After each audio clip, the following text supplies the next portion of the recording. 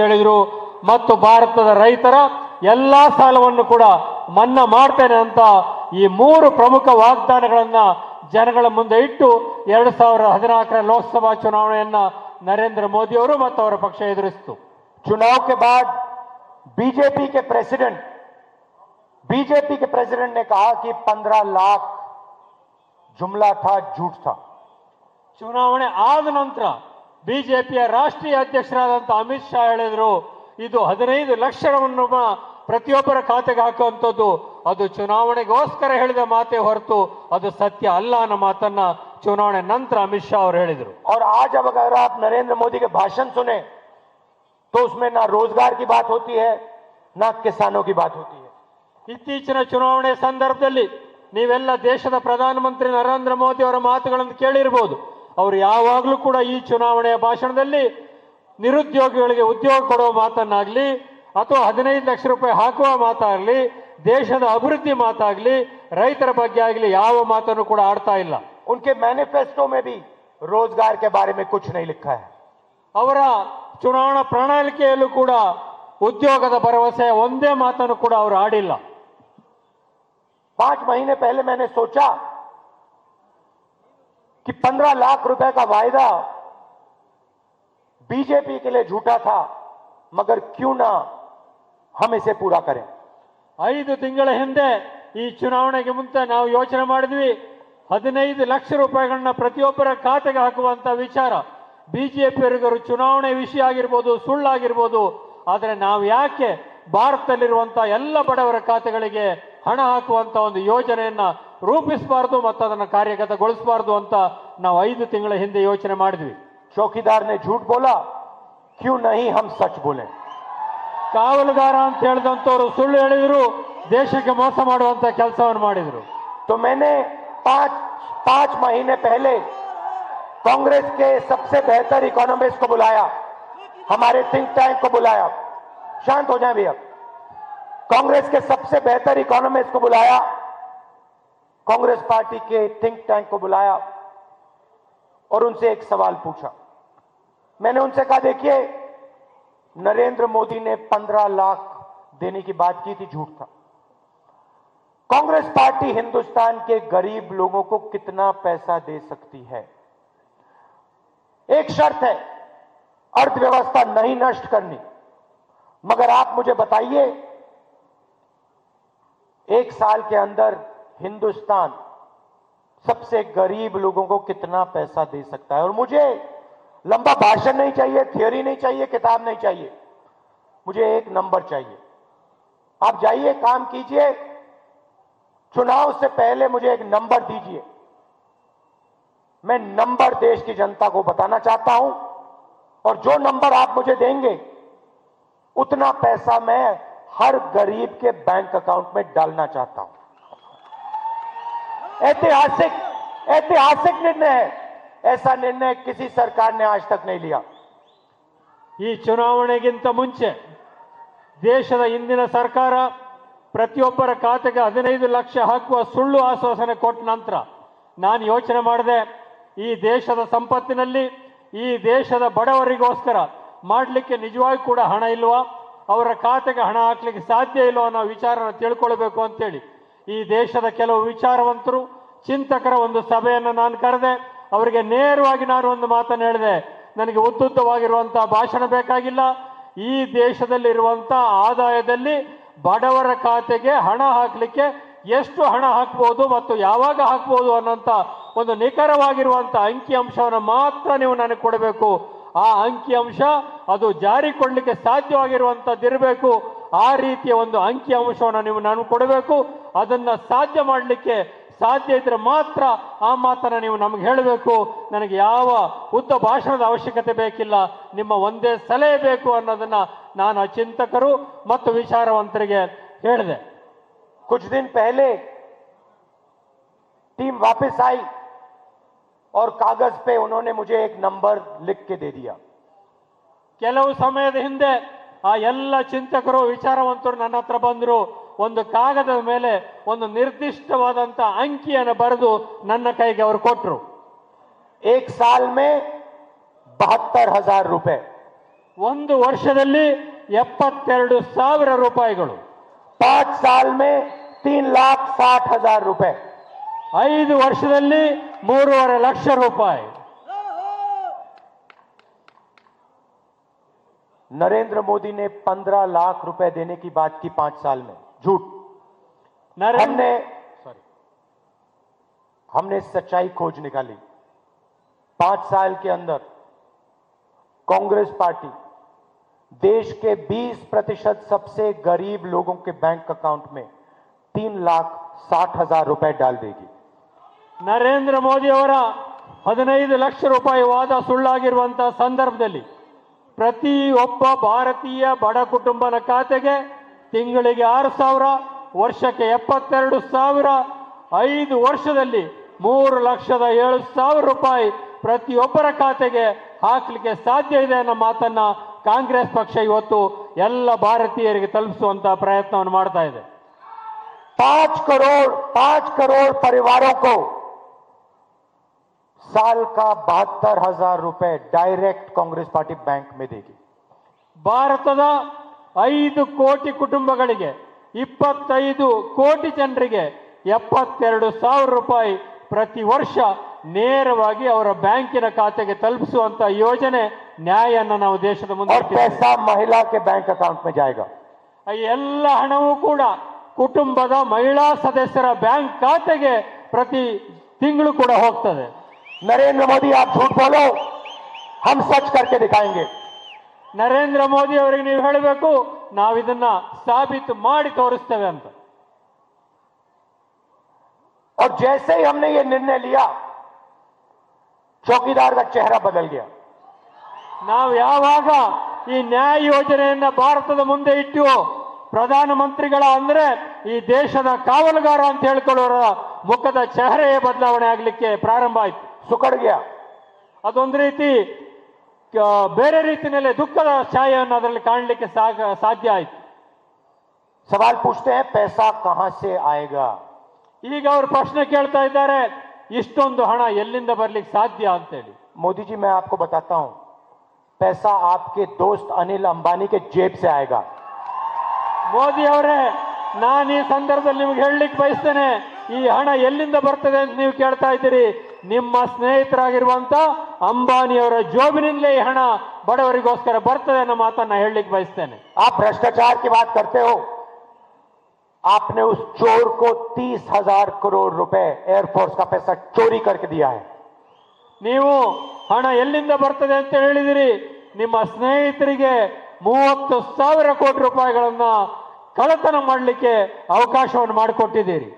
100% चोरी करते हो आप. 100% चौकीदार चोर है. 100ಕ್ಕೆ 100 ಇವರೆಲ್ಲರೂ ಕೂಡ ಇದರಲ್ಲಿ ಕಳ್ಳತನವನ್ನು ಮಾಡಿದ್ದಾರೆ. नीरव मोदी, मेहुल चौकसी, विजय माल्या, ललित मोदी, अनिल अंबानी, नरेंद्र मोदी.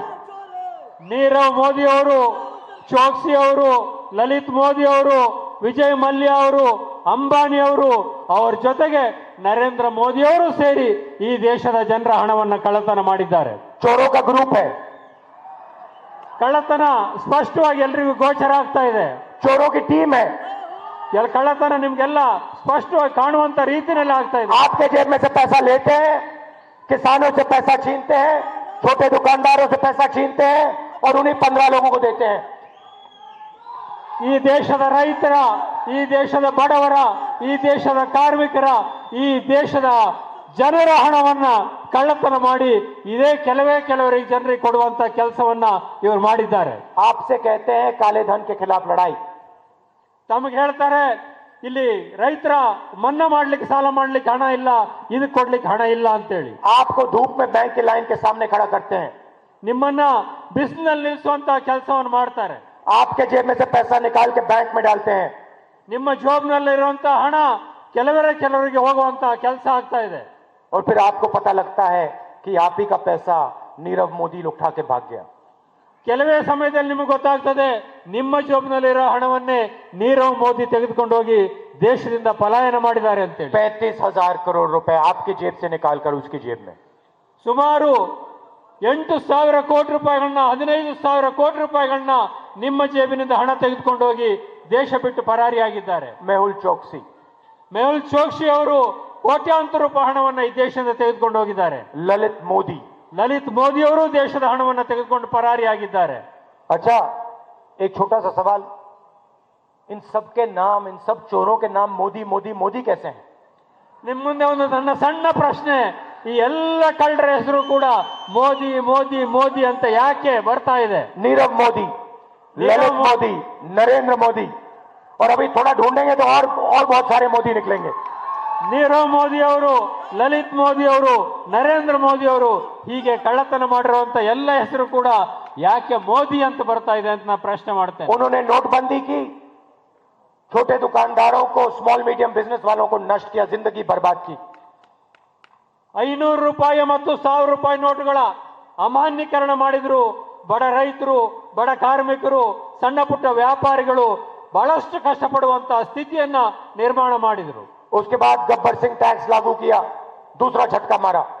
ಅದಾದ ನಂತರ GST ರೂಪದಲ್ಲಿ ದೊಡ್ಡದಾಗಿರುವಂತಹ ಒಂದು ಟ್ಯಾಕ್ಸ್ ಅನ್ನು ಹಾಕೋದ್ರ ಮುಖಾಂತರ ಉಳಿದಂತ ಹಣವನ್ನು ಕೂಡ ಅವರು ನಿಮ್ಮಿಂದ ಕಸಿಕೊಳ್ಳುವಂತ ಪ್ರಯತ್ನವನ್ನು ಮಾಡಿದ್ರು. यूपीए कांग्रेस पार्टी की सरकार आने दो, कुछ ही महीने में गब्बर सिंह टैक्स को हम सच्ची जीएसटी में बदल देंगे. एक टैक्स होगा, कम से कम टैक्स होगा, सरल टैक्स होगा. ಈಗ ದೇಶದ ಮೇಲೆ GST ಅನ್ನು ಹಾಕಿದ್ದಾರೆ, 28% ಅವರಿಗೆ ಟ್ಯಾಕ್ಸ್ ಅನ್ನು ಹಾಕ್ತಾ ಇದ್ದಾರೆ. ಇದನ್ನ ನಾನು ಗಬ್ಬರ್ ಸಿಂಗ್ ಟ್ಯಾಕ್ಸ್ ಅಂತ ಹೇಳಿ ಕರೆತೇನೆ. ಕಾಂಗ್ರೆಸ್ ಸರ್ಕಾರ ಕೇಂದ್ರದಲ್ಲಿ ಈ ಚುನಾವಣೆ ನಂತರ ಬಂದ ತಕ್ಷಣ ಈ ಗಬ್ಬರ್ ಸಿಂಗ್ ಟ್ಯಾಕ್ಸ್ ಅನ್ನು ತೆಗೆದುಹಾಕಿ ಸರಳವಾಗಿರ್ತಕ್ಕಂಥ ಒಂದೇ ಹಂತದ GST ಅನ್ನ ಇಡೀ ದೇಶದಲ್ಲಿ ಜಾರಿ ತರಲಿಕ್ಕೆ ನಾವು ಕಾರ್ಯೋನ್ಮುಖರಾಗ್ತೇವೆ. ये मन की बात करते हैं, हम काम की बात करते हैं. ನರೇಂದ್ರ ಮೋದಿ ಅವರು ಬರೀ ಭಾಷಣವನ್ನು ಮಾಡ್ತಾರೆ, ನಾವು ಕೆಲಸ ಮಾಡುವಂತ ಮಾತನಾಡ್ತೇವೆ. ಇದು ಭರವಸೆ ಅಲ್ಲ, ಇದನ್ನ ಮಾಡಿ ತೋರಿಸ್ತೇವೆ. 45 साल से सबसे ज्यादा बेरोजगारी हिंदुस्तान में आज है, नरेंद्र मोदी जी ने किया. 3 ಲಕ್ಷ ಕೋಟಿಗಿಂತ ಹೆಚ್ಚು ಹಣವನ್ನ, ಈ ದೇಶದ ಶ್ರೀಮಂತರ ಹಣವನ್ನ ಅವರು ಮನ್ನಾ ಮಾಡಿದ್ದಾರೆ. ಆದರೆ ಬಡವರಿಗೆ ಮಾತ್ರ ಯಾವ ಕೆಲಸವನ್ನು ಕೂಡ ಮಾಡಿಲ್ಲ. ಆ ಕೆಲಸವನ್ನು ಕಾಂಗ್ರೆಸ್ ಮಾಡ್ತದೆ. और दिन भर भाषण में वायदे करते रहते हैं, जहां जाते हैं कोई ना कोई वायदा कर जाता है. ಎಲ್ಲಿ ಹೋದರೂ ಕೂಡ ಭರವಸೆಗಳು ಕೊಡುವಂತ ಕೆಲಸವನ್ನು ಮಾಡ್ತಾ ಇದ್ದಾರೆ. ದೊಡ್ಡ ದೊಡ್ಡ ಮಾತುಗಳನ್ನಾಡುವಂತ ಕೆಲಸವನ್ನು ಅವರು ಮಾಡ್ತಾ ಇದ್ದಾರೆ. मोदी जी, आप देश को बताओ, आपने हिंदुस्तान के युवाओं के रोजगार के लिए पिछले 5 साल में क्या किया? ನಾನು ನೇರವಾಗಿ ಪ್ರಧಾನಿ ಮೋದಿ ಅವರನ್ನ ಕೇಳಲಿಕ್ಕೆ ಬಯಸ್ತೇನೆ. ಕಳೆದ 5 ವರ್ಷದಲ್ಲಿ ಭಾರತದಲ್ಲಿರುವಂತಹ ನಿರುದ್ಯೋಗಿ ಯುವಕರಿಗೋಸ್ಕರ ನೀವು ಏನು ಕೆಲಸ ಮಾಡಿದ್ದೀರಿ ಅಂತ ನೇರವಾಗಿ ತಾವು ಉತ್ತರ ಕೊಡಬೇಕು ಅಂತ ಕೇಳಲಿಕ್ಕೆ ಬಯಸ್ತೇನೆ. 24 घंटे में 27,000 युवा हिंदुस्तान में आज रोजगार खोते हैं. ಪ್ರತಿ ದಿವಸ ಕಾರಣ ಭಾರತ ದೇಶದಲ್ಲಿ ಸಹಸ್ರಾರು ಜನ ಯುವಕರು ಇವತ್ತು ನಿರುದ್ಯೋಗಿಗಳಾಗಿ ಶಾಲಾ ಕಾಲೇಜುಗಳಿಂದ ಹೊರಗೆ ಬರ್ತಾ ಇದ್ದಾರೆ. बहाने मत बनाओ, आप प्रधानमंत्री हो, आप देश को बताओ कि आपने देश के युवाओं के रोजगार के लिए पिछले 5 साल में क्या किया. ನೀವು ಬರೇ ನೆಪಗಳನ್ನ ಹೇಳುವಂತ ಕೆಲಸ ಮಾಡಬೇಡಿ, ಬರೇ ಭಾಷಣ ಮಾಡುವಂತ ಕೆಲಸ ಮಾಡಬೇಡಿ. ನೀವು ಈಗ ಸರ್ಕಾರದಲ್ಲಿದ್ದೀರಿ, ನೀವು ದೇಶದ ಪ್ರಧಾನಮಂತ್ರಿಗಳಿದ್ದೀರಿ. ಕಳೆದ 5 ವರ್ಷಗಳಲ್ಲಿ ಈ ರಾಷ್ಟ್ರದ ಯುವಕರಿಗೋಸ್ಕರ ತಾವು ಯಾವ ಯೋಜನೆ ತಂದು ಎಷ್ಟು ಕೆಲಸ ಕೊಟ್ಟಿದ್ದೀರಿ ಅಂತ ಸ್ಪಷ್ಟವಾಗಿ ಹೇಳಬೇಕು ಅಂತ ನಾನು ಕೋರ್ತೇನೆ. कर्नाटक की सरकार ने कर्जा माफ किया किसानों को. आप देश को बताओ कितने किसानों को आपने कर्जा माफ किया है. ಕರ್ನಾಟಕದಲ್ಲಿರುವಂತಹ ಮೈತ್ರಿ ಸರ್ಕಾರ ಕರ್ನಾಟಕದ ಬಡ ರೈತರ 48,000 ಕೋಟಿ ರೂಪಾಯಿ ಸಾಲಗಳನ್ನ ಮನ್ನಾ ಮಾಡುವಂತ ಕೆಲಸ ಮಾಡಿದೆ. ಭಾರತದ ಎಷ್ಟು ರೈತರ ಸಾಲವನ್ನ ತಾವು ಮನ್ನಾ ಮಾಡಿದ್ದೀರಿ ಅಂತೇಳಿ ಈ ಸಂದರ್ಭದಲ್ಲಿ ನಾನು ಕೇಳಲಿಕ್ಕೆ ಬಯಸ್ತೇನೆ. आप अनिल अंबानी से गले मिलते हो, हिंदुस्तान के किसान से गले क्यों नहीं मिलते हो? ನೀವು ಅನಿಲ್ ಅಂಬಾನಿ ಅವರನ್ನ ಆಲಂಗಿಸಿಕೊಳ್ತೀರಿ, ಆದರೆ ದೇಶದ ರೈತರನ್ನ ಯಾಕೆ ನೀವು ಆಲಂಗಿಸಿಕೊಳ್ಳೋದಿಲ್ಲ ಅಂತ ಕೇಳಲಿಕ್ಕೆ ಬಯಸ್ತೇನೆ. आप नीरव मोदी के साथ फोटो लेते हो, हिंदुस्तान के किसान के साथ फोटो क्यों नहीं लेते हो? ನೀವು ನೀರವ್ ಮೋದಿ ಅವರೊಟ್ಟಿಗೆ ಫೋಟೋವನ್ನು ತೆಗೆಸಿಕೊಳ್ಳುವಂತ ಕೆಲಸವನ್ನು ಮಾಡ್ತೀರಿ, ಲಲಿತ್ ಮೋದಿ ಒಟ್ಟಿಗೆ ಫೋಟೋ ತೆಗೆಸುವಂತ ಕೆಲಸ ಮಾಡ್ತೀರಿ. ಬಡ ರೈತರ, ಕಾರ್ಮಿಕರ, ರೈತರೊಟ್ಟಿಗೆ ಯಾಕೆ ನೀವು ಸೇರೋದಿಲ್ಲ ಅನ್ನೋ ಮಾತನ್ನು ಕೇಳಲಿಕ್ಕೆ ಬಯಸ್ತೇನೆ. कर्नाटक की सरकार ने हजारों करोड़ रुपए कर्नाटक के किसानों को दिए. ಕರ್ನಾಟಕ ಸರ್ಕಾರ ಕರ್ನಾಟಕದ ರೈತರಿಗೋಸ್ಕರ ಸಹಸ್ರಾರು ಕೋಟಿ ರೂಪಾಯಿಗಳ ನೆರವನ್ನ, ವಿನಾಯಿತಿಯನ್ನ, ಸಾಲ ಮನ್ನಾವನ್ನ ಮಾಡಿದೆ. और हमने मैनिफेस्टो में साफ लिखा है, हिंदुस्तान के किसान की रक्षा होगी. ಭಾರತದ ಸರ್ಕಾರ ಈ ರೀತಿ ಯಾವ ಕೆಲಸವನ್ನು ಕೂಡ ಮಾಡಿಲ್ಲ. ದೊಡ್ಡ ಉದ್ಯಮಿ ಪರ ಇರತಕ್ಕಂತ ಕೆಲಸವನ್ನ ಮಾತ್ರ ಮಾಡಿದ್ದಾರೆ. 2019 में जैसे ही हम चुनाव जीतेंगे, किसानों का हम एक स्पेशल बजट बनाएंगे। 2019 ಈ ಚುನಾವಣೆ ಏನಿದೆ ಇದನ್ನು ನಾವು ಗೆದ್ದ ತಕ್ಷಣ ಈ ಭಾರತದ ರೈತರಿಗೆ ನಾವು ದೊಡ್ಡದೊಂದು ಕೊಡುಗೆಯನ್ನು ಕೊಡೋರಿದ್ದೇವೆ. ದೇಶದ ಇತಿಹಾಸದಲ್ಲಿ ಮೊದಲನೇ ಬಾರಿಗೆ ಕೃಷಿ ಬಜೆಟ್ ಅನ್ನ, ರೈತರ ಬಜೆಟ್ ಅನ್ನ ನಾವು ಸಂಸತ್ತಿನಲ್ಲಿ ಮೊದಲನೇ ಬಾರಿಗೆ ಮಂಡಿಸೋರಿದ್ದೇವೆ.